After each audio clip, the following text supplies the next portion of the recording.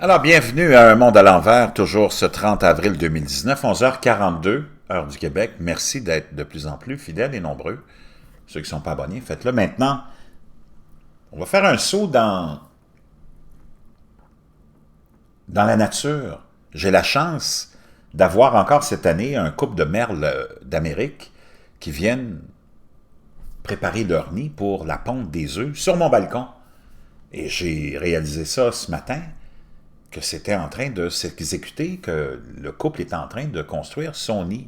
Donc, on va suivre ce couple-là, qui va nous amener à la pondaison des œufs, et vous allez voir, c'est des œufs dans quelques semaines, ou même peut-être une semaine, elle pondra les œufs, parce que ça va prendre quelques jours à construire ce nid, et je vous montrerai des étapes de la construction de ce nid. C'est extraordinaire. C'est une leçon de vie incroyable que la nature nous donne, et on a la chance de l'avoir devant nous. On va suivre l'évolution de ça, et vous verrez ces beaux petits œufs bleus.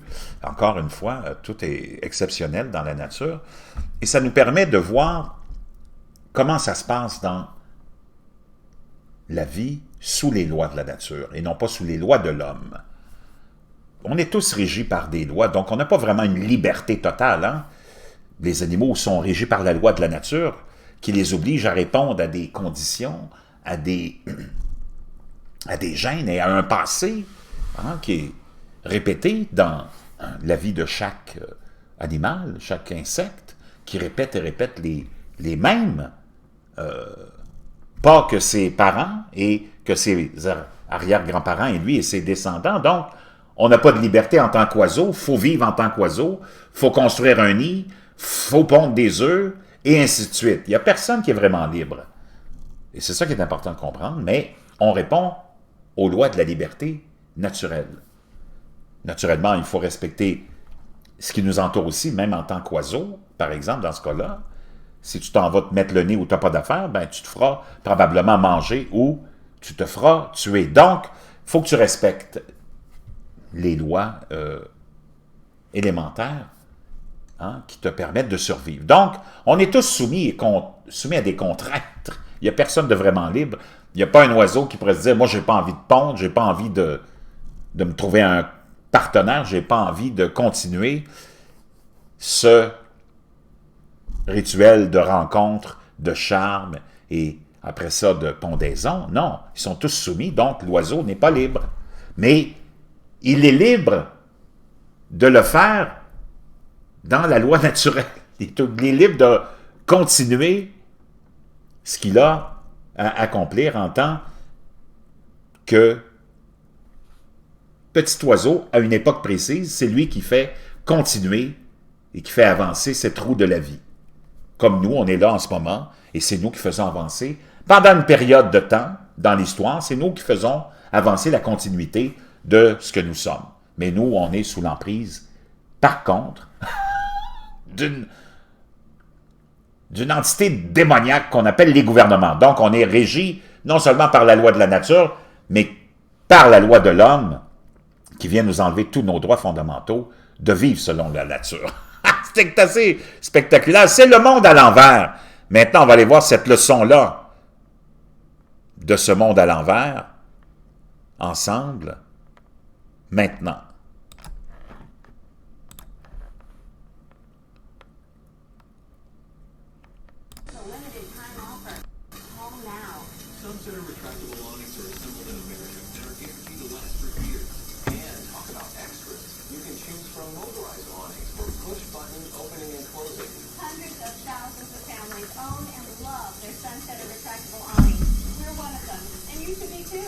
Alors, salut la gang de J'en ai marre.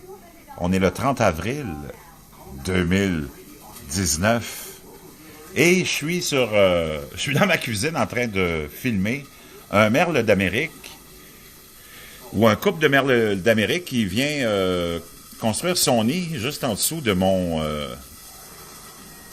auvent sur le balcon. L'an dernier, j'avais eu le même couple qui était venu aussi faire son nid et avait pondu 3 magnifiques œufs, des petits œufs bleus. Puis on avait suivi leur progression et leur naissance ensemble. Ceux qui se rappellent de ça, ceux qui étaient avec moi, ceux qui sont avec moi depuis longtemps, vous vous rappelez de cet événement-là. Donc, et là, cette année, j'ai la chance Là, je vais enlever le nid. Et là, le même couple revient cette année et on va voir la magnifique, comment dire, liberté hein, des oiseaux, la magnifique aussi persévérance, le travail acharné pour construire un nid.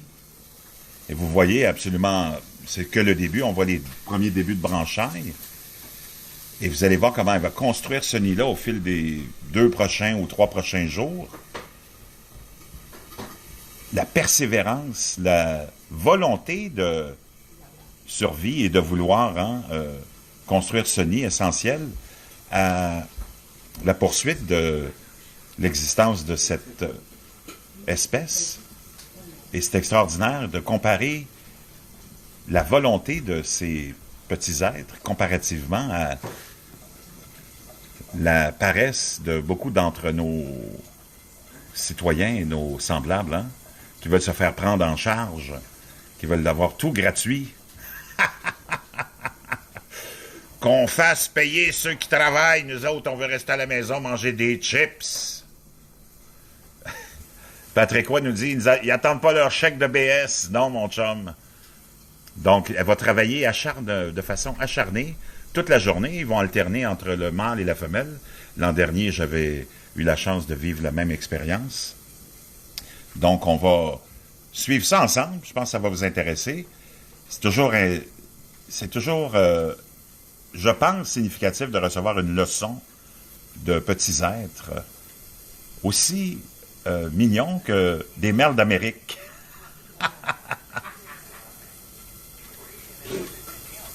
Et oui, comme Guy Mallet vient de le dire, elle retrouve exactement le même endroit où elle était venue. Et voilà, vous la voyez, elle est là, elle revient. Elle est en train de construire son nid. Tranquillement, elle revient avec les brindilles. Et vous allez voir à la fin, là, il y a, dans peut-être 2 jours qu'elle mettra à construire ce nid-là, il sera parfaitement circulaire, d'une hauteur d'à peu près 3 à 4 pouces, pour être certain, naturellement, que les oisillons ne tomberont pas. Carole Bertrand qui nous dit « J'aime tellement le chant du merle ». Luigi Saccarecci, mon ami qui est là. Donc, on est en train d'avoir une leçon de la nature.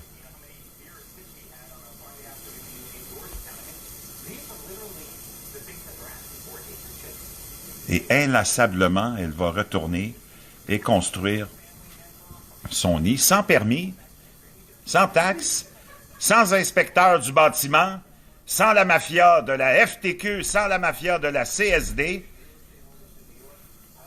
sans les inspecteurs du bâtiment, sans les banques pour la financer. Ce petit couple, ma femme est morte de rire, ce couple de merles est en train de bâtir son petit nid d'amour pour, après ça, pondre ses 3 œufs. Habituellement, c'est 3 œufs. Les 2 fois où elle a pondu l'an dernier, c'était 3 œufs. Je vous montrerai. Les œufs sont magnifiques, sont d'une couleur bleue. Donc, le tout sans l'intervention divine d'un gouvernement.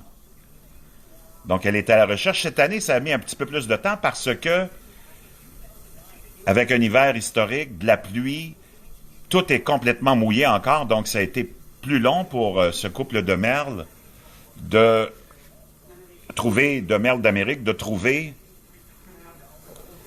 Isabelle Bertrand nous dit, au moins, eux autres sont pas achalés par le gouvernement. Non, pas de taxe municipale, pas de taxe scolaire, pas d'école. La seule école, c'est l'école de la vie. C'est ce que les parents vont enseigner à cet oiseau pour la continuité de la race. Ce que nos semblables ont oublié de nous apprendre à l'école. Ce qu'il fallait faire pour la continuité de la race, c'est pas être dans des couples de même sexe, ni se questionner sur son genre sexuel, mais de baiser, de forniquer et de faire des enfants. Donc, on verra ensemble, c'est le début, je suis content qu'on puisse voir le début ensemble. Sans théorie du genre, sans PMA, nous dit Philibert Bout-en-Bois. Donc, chers amis, je pense que vous allez vraiment être intéressés. Pendant ce temps-là, on a un autre idiot ici, Joe Biden, qui lui veut imposer le socialisme. Joe Biden, vice-président pendant 8 ans, rien accompli. Là, soudainement, pourrait se mettre à accomplir tellement de choses. Pendant ce temps-là, les oiseaux, eux, sont sans Joe Biden, sans Barack Obama Fomette, sans Justin Trudeau, sans Emmanuel Macron, sans François Legault, puis ça a l'air de bien aller sans ces grandes divinités, n'est-ce pas? Donc, on suivra ça ensemble, les amis. Ça va vraiment être intéressant. C'est une leçon de la vie que de voir ces petits êtres travailler et travailler d'arrache-pied. Elle est revenue, on va la voir. Et voilà, elle est revenue, elle est là, elle revient avec ses brindilles. Et elle travaille fort. C'est probablement le père qui est venu maintenant, le mâle. La femelle va revenir. Donc, chers amis, on va suivre ça ensemble. Ça va être super intéressant. Et à chaque fois qu'il y aura un développement... Ouais, Isabelle Bertrand qui nous dit « Biden, pédo! » Ben, en tout cas, il aime les petits-enfants. On a pu voir ça dans plusieurs séquences sur YouTube, hein, quand il assermentait les nouveaux sénateurs. Luigi Secarecci qui nous dit, Secarecci, mon ami, qui nous dit « Creepy Joe! » Oui, que Donald Trump aime appeler Sleepy Joe parce que ce serait politiquement incorrect de l'appeler Creepy Joe, mais essayer de trouver un homonyme, ou en tout cas un beau petit surnom qui rimait avec Creepy. Il n'y a pas plus bidon que Joe Bidon, nous dit Guy Mallette. Ça, c'est bien vrai. Donc, on va suivre l'évolution de ce beau petit couple de merles. Donc, c'est ça, chers amis. On va suivre ça ensemble et vous allez vraiment apprécier. L'an dernier, j'avais vécu l'expérience et c'était vraiment très émouvant. Très, très, très émouvant. Donc, je vous reviens. Restez pas loin.